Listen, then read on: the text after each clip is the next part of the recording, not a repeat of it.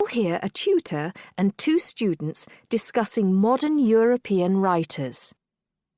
First, you have some time to look at questions 1 to 6.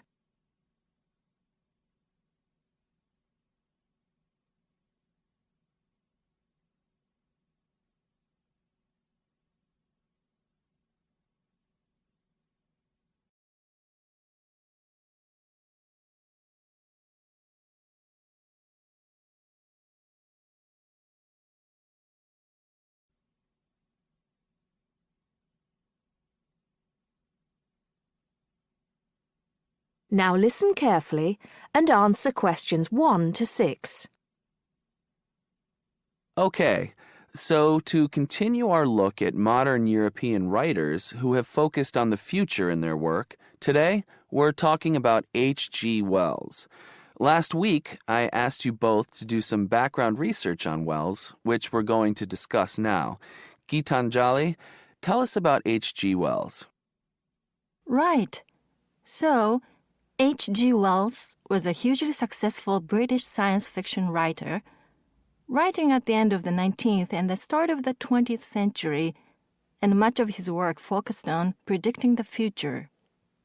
Jason, do you think Wells was just using the future as a narrative device in his fiction? No. He really believed we can predict the future.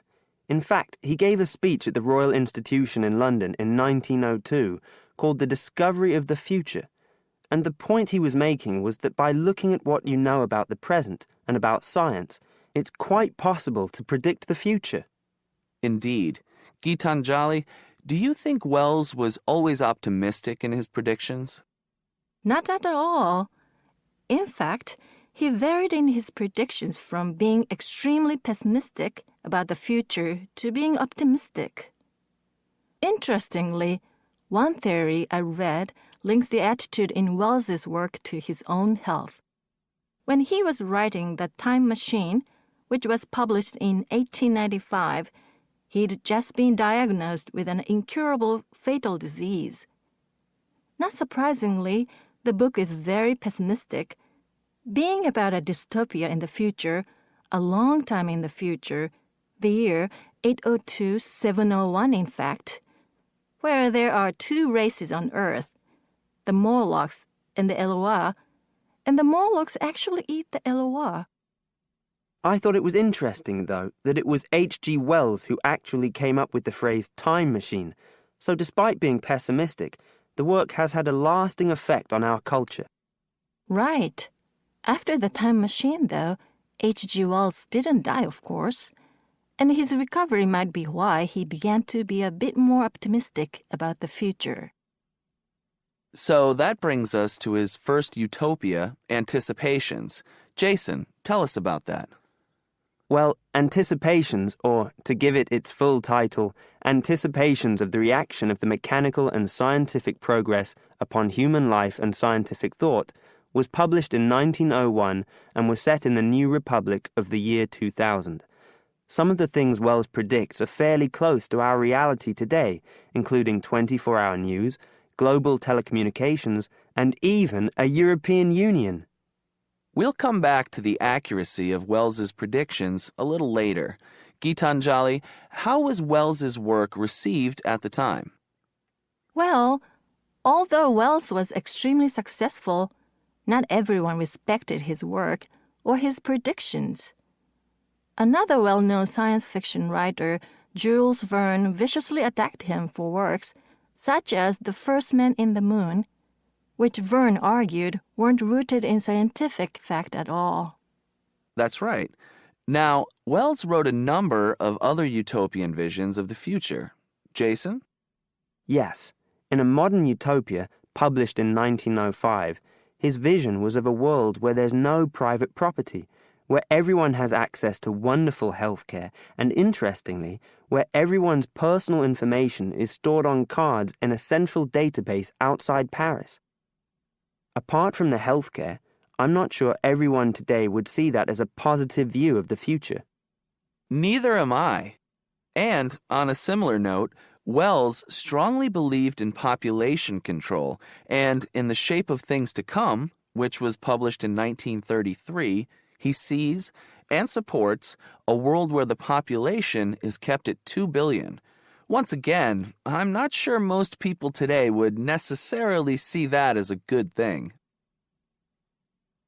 Before you hear the rest of the conversation, you have some time to look at questions 7 to 10.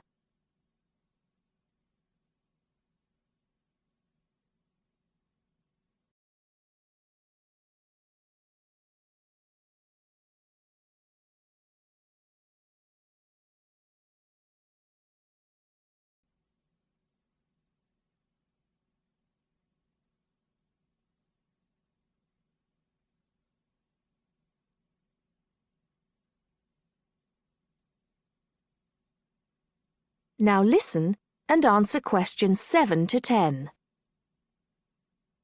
Gitanjali, in your research, did you come across anything about the world brain? Yes, I did. It's actually very interesting. Throughout the 1930s, Wells predicted and supported the setting up of a huge world encyclopedia. And towards the end of the decade, in 1938, he wrote a series of essays called World Brain. In these essays, he called for the world to make use of modern technology to create an enormous global encyclopedia so that all our knowledge is available to all people, not just an educated elite. Wells envisioned this as probably being on microfilm. He thought it would allow anyone, anywhere in the world, to look at any book or any document. He also thought it would be created by everyone, once again, not just by an elite. Yes, and as you can imagine, many people today say that the internet has basically fulfilled his prediction. Of course, it doesn't use microfilm, but essentially, it does meet all Wells's main requirements. That is the end of part 1. You now have half a minute to check your answers.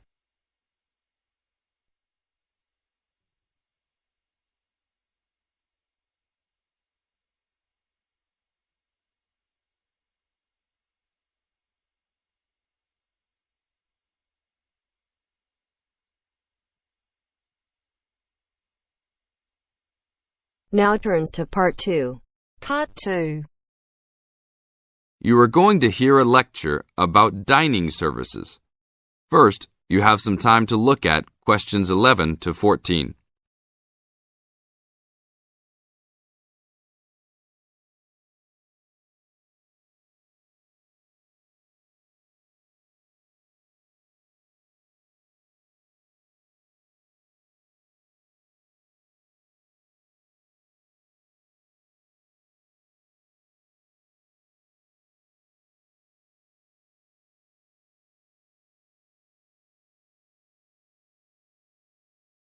Now listen to the tape and answer questions 11 to 14.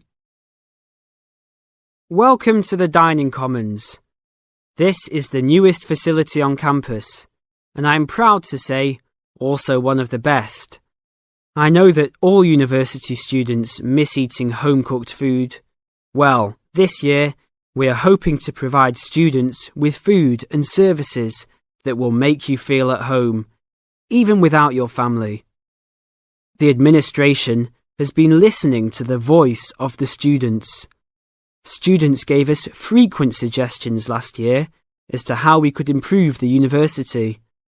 One of the most frequent suggestions was improving the dining options. We have been working hard all summer to come up with ideas that will make student life in the dormitories more pleasant.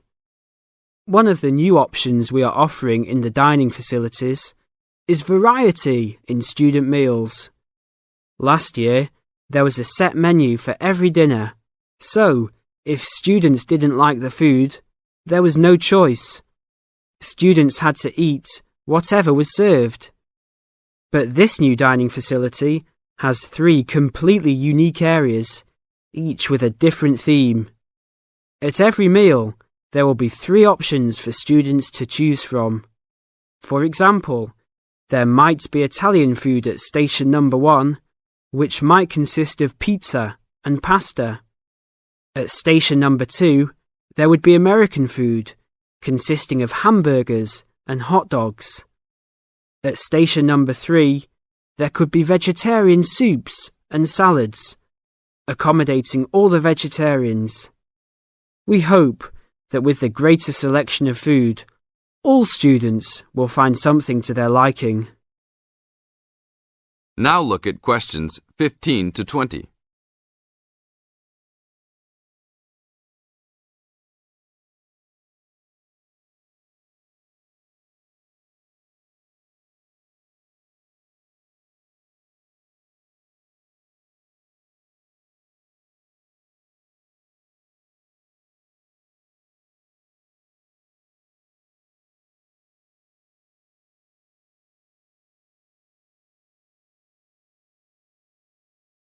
Now listen to the tape and answer questions 15 to 20. Not only will students have more options, the food will also be better. Each section of the facility will have a head chef. These are real chefs that have been trained in culinary school and have been hired specifically by the school to work in the dining facilities. All of the chefs have a speciality. The school is hoping that these chefs will prepare better tasting and more nutritious food. Every student will be able to make suggestions and also give their input as to which menus taste better. Last year, many students complained that the dining facilities didn't have very convenient hours. This year, we hope to change that. We will open for breakfast at 6 a.m. to accommodate all the early risers. In the evenings, we will open until midnight for all the students that like to go for a late night snack. The afternoons will still remain closed, but we will have a student store open that will provide all students with drinks and fruit. The student store will be open every day from 2 p.m. to 5 p.m. Every student that has paid full tuition and dormitory fees has already paid for their dining facility fees.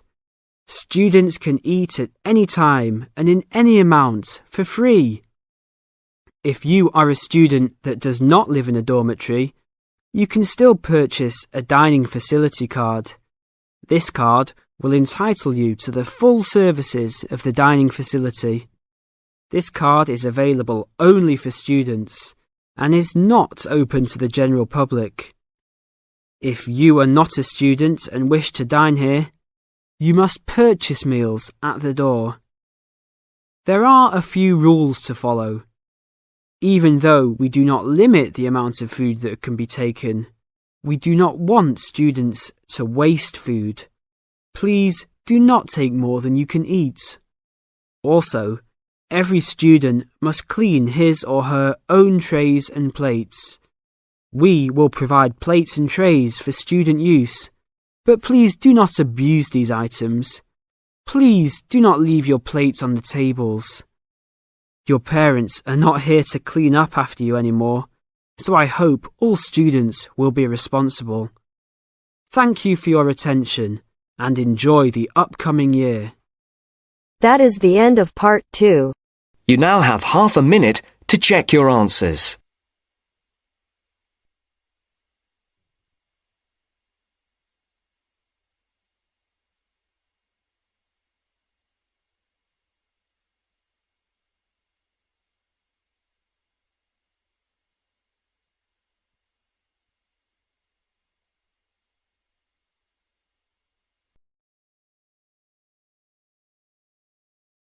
Now turns to part 3. Part 3. We'll hear a talk given by a lecturer to a group of civil engineering students on the reed bed system for sewage treatment.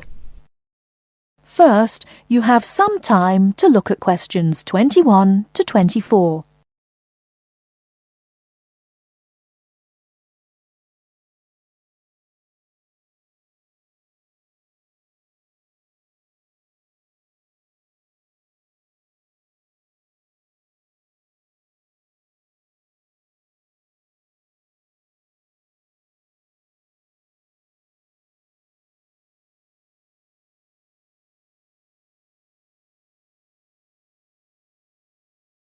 Now, listen carefully and answer questions 21 to 24. Thank you for inviting me to speak to you today about what is now called the reed bed sewage treatment system. This system uses naturally occurring reeds to treat domestic and industrial waste. It's an environmentally friendly alternative to normal systems. You all know what reeds are like, don't you? Those tall plants with hollow stems that grow in wet places, like marshes, for example. Here's how the system works. First of all, an artificial marsh is created. To do this, holes are dug about 1 metre deep and usually rectangular in shape. They are then lined with clay or plastic, and the liner is covered with gravel. After that, a system of tubing is laid, with holes in it, and more gravel is added to cover that. Finally, reeds are planted in the bed. The sewage is brought to settling tanks. From there it is distributed to the roots of the reeds through the tubing. Note that the waste material enters the beds underground and remains underground. The reeds conduct oxygen very efficiently through their stems to the roots system. Here, bacteria work to reduce the waste material to basic elements. What comes out of the artificial marsh is water that has been cleaned through a natural process. The purified water leaves the reed bed through a simple outflow pipe. The water that comes out has to be tested. Sometimes it's held in a pond until it evaporates or soaks into the ground. Sometimes, after testing, the water is discharged directly into streams and rivers.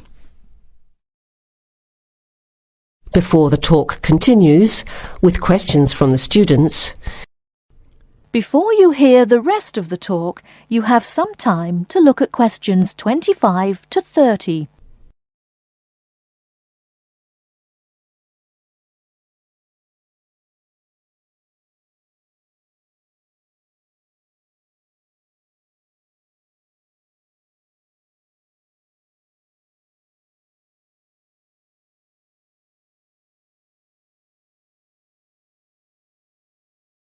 Now listen and answer questions 25 to 30. The reed bed system originated in Germany in the 1970s, and installations have been built in a number of countries throughout the world. To give you an idea of the size and appearance of a reed bed installation, an area of 3 by 5 metres approximately would be adequate for a single house. It would look like a pond overgrown with reeds.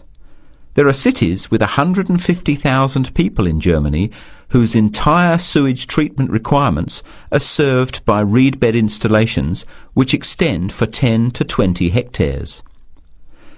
There are two wonderful environmental advantages. First of all, reed bed systems are natural composters.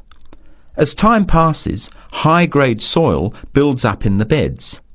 The soil can be removed and used for agricultural purposes. Soil produced from waste containing heavy metals would of course have to be tested and the toxic material removed by chemical processes.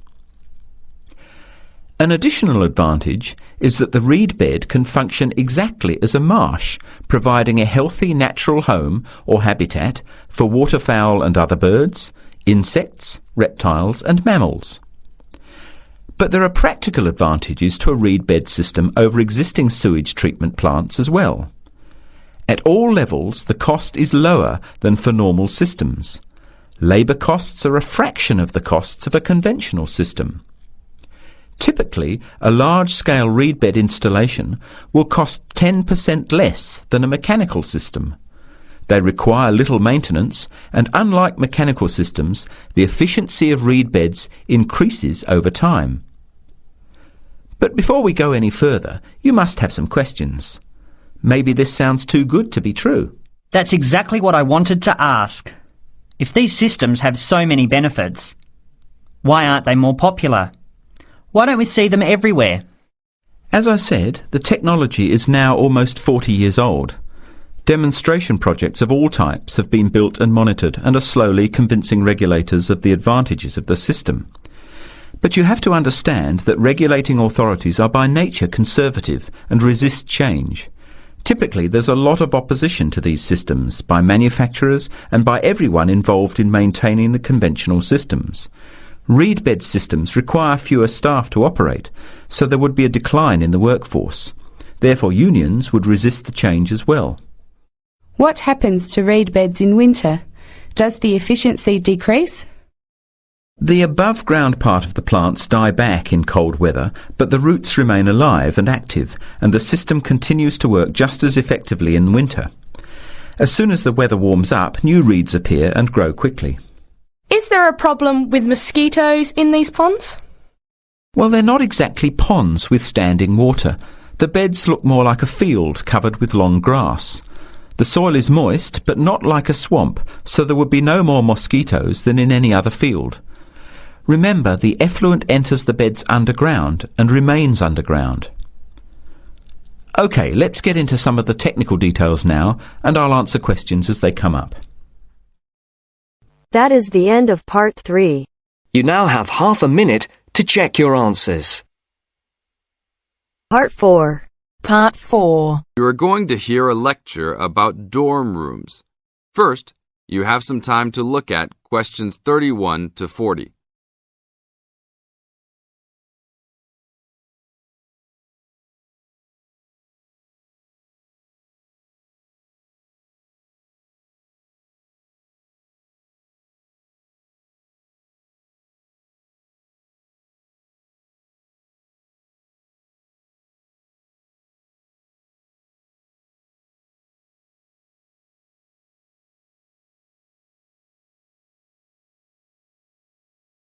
Now listen to the tape and answer questions 31 to 40. Welcome to your new home for the upcoming year.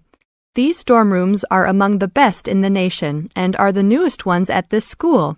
So I hope you will all learn to appreciate them and take good care of all the facilities here. I am Gina, and I will be residential advisor in this building for the year. Today I am going to tell you about some of the programs and facilities that are available to you. I will also be telling you the rules that everyone is expected to abide by. I will be asking you to give me your full attention for the next few minutes. I will first tell you about the facilities that are available to you. The dining facility is located on the first floor of the building. It is open 7 days a week from 7 a.m. to midnight. All the food offered to students is freshly made every day, and my own opinion is that the food is actually quite good. Feel free to come and grab a banana for breakfast or sit down with a group of friends for dinner. Although your meals are served buffet style, please do not waste food. All students are expected to clean their own tables after meals. In the basement of this building, there is a gym and recreational hall. The gym has workout equipment such as treadmills and weight sets. In the recreational hall, there are ping pong tables and a pool table for student use. You must sign in when using this equipment, and you will be held responsible for any damages or losses. The gym and recreational hall are open daily from 10 a.m. to 10 p.m. There is a kitchen located on the second floor of this building. Your dorm key will open this door. Inside there is a refrigerator, a microwave, an oven, and a stove. This room is open 24 hours a day, 7 days a week. If you decide to cook a meal, please be considerate to all the students and clean up after yourself. You can use some food in here, but please do not make a mess. Some students do end up having their food eaten from the fridge, so be careful. Don't leave anything that looks like it tastes really good. Do not leave pots and pans lying around in the kitchen. Please store these in your room. There are many programs being sponsored by our building this year. One of the most popular is our Saturday morning outings. In the past years, these trips have included going fishing, hiking, cycling, ice skating, and even going to the beach. There will be a listing of scheduled events coming out soon. The university sponsors these trips, so transportation will be provided. However, there are usually some costs associated, though they are usually minimal. Our building also has a volleyball team. All students who live in this building are welcome to join. Last year we won first place in the dorm league. Please sign up at the front desk if you are interested as soon as possible, as there are only 20 spaces available based on a first-come, first-served rule. The last things I want to talk about are the rules of our building. I know rules can be boring, but they are necessary to ensure the welfare of everyone living here. First, noise levels must be kept to a minimum after 11 p.m. Many students have early classes, so for those of you that have the luxury of sleeping until 10, please don't stay up late making lots of noise. Secondly, all visitors must sign in at the front door. Even if you have friends that are regular visitors, they must still always sign in. This rule is to prevent theft and robbery from occurring. Thirdly, alcohol and drugs are not permitted in this dorm in any place or at any time. Lastly, just be safe and have a great time. University is the greatest time of your life, so make the most of it. Thank you all for your attention. That is the end of part 4. You now have half a minute.